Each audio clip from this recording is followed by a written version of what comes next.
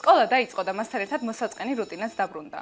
გაღვიძება, სკოლა, დავალებები, ძილი. გაღვიძება, სკოლა, დავალებები, ძილი. აღარ შემიძლია. რატომ მიჭირს სკოლაში დაბრუნება ასე ძალიან? ალბათ იმიტომ, რომ ზაფხულის განმავლობაში ჩემი ტვინიც და სხეულის თავისუფლებას მიეჩვია. ღამის 3 საათზე ვიძინებდი და შუადღის პირველზე ვიღვიძებდი. აღარც ქართულის ლექსებს ვიმახსოვრებდი ზეპირად და აღარც იმაზე მიწევდა ფიქრი, რამე დავალება ხო არ დამავიწყდა.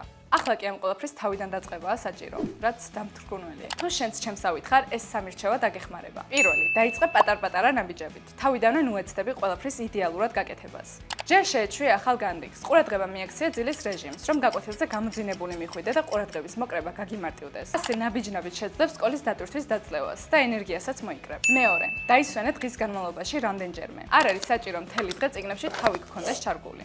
სწავლისას ხშირად შეისვენე. ამ დროს შეგიძლია შენი საყვარელი მუსიკა ჩართო, გაიარ გამოიარო ან საყვარელ ადამიანს დაურეკო. ეს გონებასაც დაასვენებს და ახალი ენერგიითაც დაგმხდავს. მესამე, არ დაივიწყო შენი ჰობი. არ დაანებო თავი იმ აქტივობებს, რომლებიც სიამოვნებას განიჭებს. იქნება ეს ხატვა, სიმღერა, სპორტი თუ სხვა. დააბალანსე ეს ყველაფერი სკოლასთან ერთად. ეს დაგეხმარება, რომ სკოლის სტრესს მოწყდე და საკუთარი თავი არ დაკარგო. ასე სწავლასაც უკეთ შეძლებ და შენი ჰობებიც დიდ სიამოვნებას მოგანიჭებს. სკოლაში დაბრუნება ყველას უჭირს და ამაში მარტო არ ხარ. თავარია ამ პატარ-პატარა ნაბიჯებით სკოლის დღეები შეიმსუბუქო და უფრო მარტივი გახადო. ასე ნელ-ნელა ფორმაშიც ჩადგები და სირთულეებსაც ხალისით დაძლევ. და შენ ყველაზე მეტად რა გერთულება ახლა სკოლაში? დაგვიწერე კომენტარებში.